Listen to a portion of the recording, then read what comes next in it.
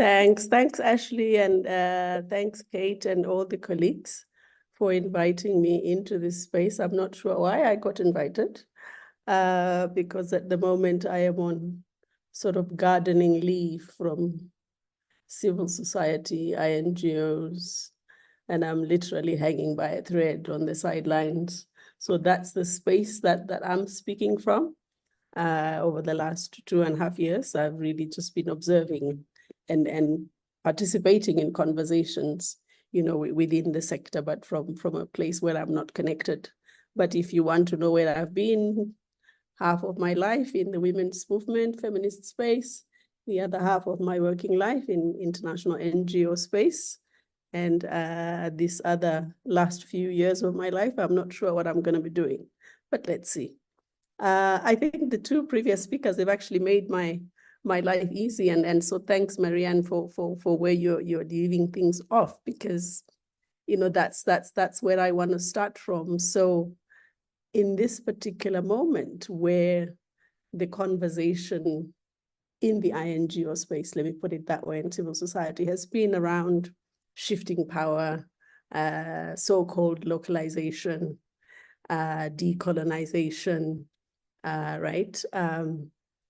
And then we're talking about, capacity building and what that could look like, and what the needs around that should be. And I think it's a crucial moment. It's an interesting moment. On one hand, I think offering quite a myriad of opportunities, particularly for those who are working on the front lines, who have always, raised concerns around the hogging of power, whether it's financial, whether it's political, power, et cetera, et cetera. I think, we're quite familiar with that. And on the other hand, it's an exciting moment in terms of, those who have been on that lower end of the spectrum of power, so to speak, beginning to step into their power, not beginning, I think strengthening, they are stepping into their power, right? So we've had the hashtag shift the power. So I want to talk about the hashtag reclaiming our power or stepping into our power. So I'm speaking sort of as a Southern person, as a Southern leader, looking at these conversations at the moment and what I see as some of the issues around so-called capacity building, could be. I think those of you who've been involved in the Ringo initiative, for example, just to get that out of the way, I think over the last 2 years, and some have heard the message, and the message has been quite clear. Capacity building is one of those, to put it bluntly, swear words in our sector. I think we heard that message quite loudly and clearly, that very often it's been used as shorthand for something else, right? Whether it's we don't trust you, whether it's we don't think you have the knowledge, whether it's we don't think you have the intellectual capacity, whether we think you're not feminist enough, so capacity building has tended to be used kind of as shorthand for something else, and so definitely it's one of those as part of the Ringo initiative that has come up for conversation, and I'm glad there has been agreement that as a new lexicon. So there's a group that is working on a new lexicon for the sector, and it's one of those phrases that's definitely going to be included in a new lexicon, because we do need to talk about a new way of, in a new way about what do we really mean, and how do we talk about increasing, expanding, supporting, unleashing, right? Southern leadership, Southern agency, those on the front lines, those who live the issues, ability to do what they want to do and be able to do it effectively. So capacity building, we just need to find a different way of talking about it, I think.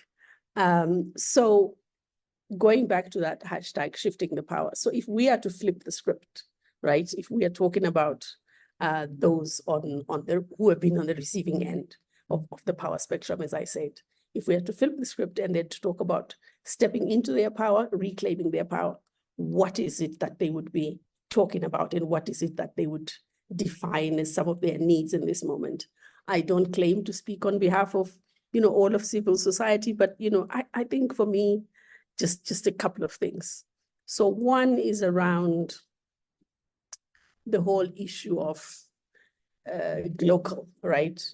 So connecting the global and the local, because very often a lot of the actors, particularly in the global South, have tended to be seen as very local, as if there is no local in the global North, right? And so as they seek to step up their work, their visibility, their leadership in both the local space and the global space, and connecting their work at those two ends of the spectrum, I think there is need there, therefore, to talk about what kind of support would they need, and what kind of,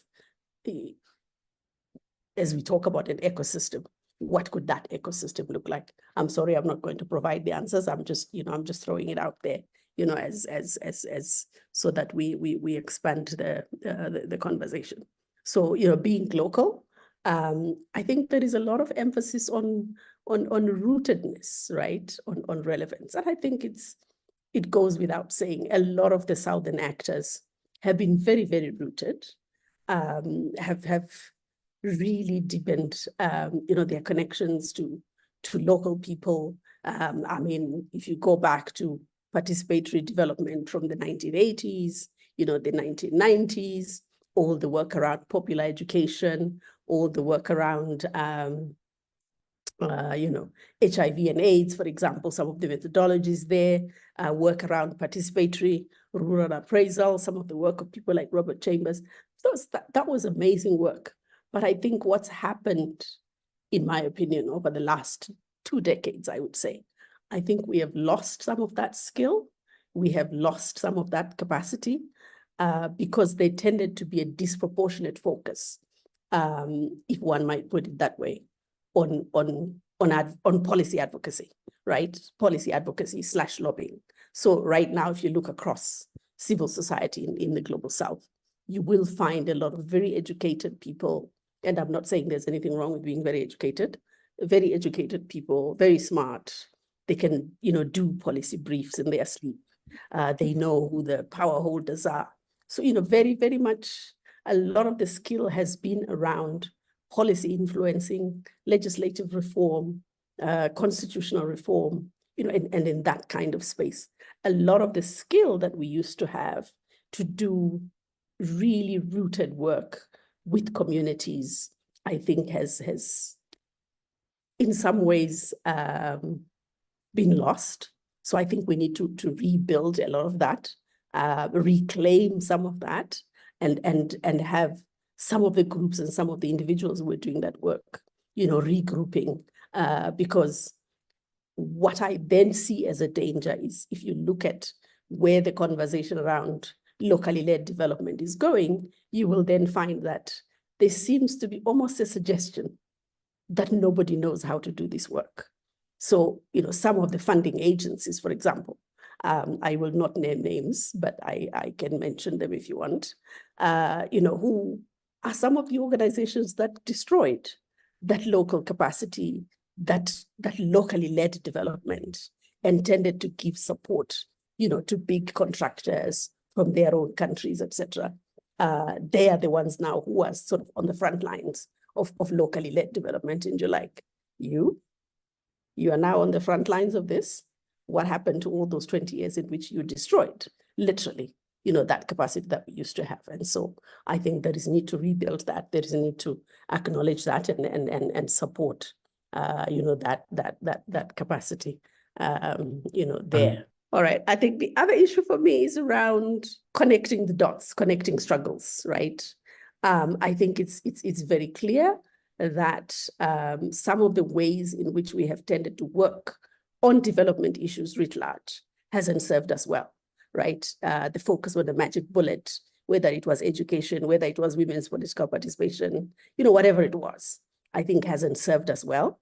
And now we are seeing it with climate, this almost singular focus on climate at the expense of everything else. So I think in terms of where we are now, I think movements, leaders, need that connection, need that support to be able to really bring issues together and work collectively as movements around common sets of issues, because we know these issues are connected. Hence, we are now talking about, intersectionality. Building collective power, I think it goes without saying. This is the moment of movements. So the heightened conversation, the heightened focus on social movements and what they are able to do.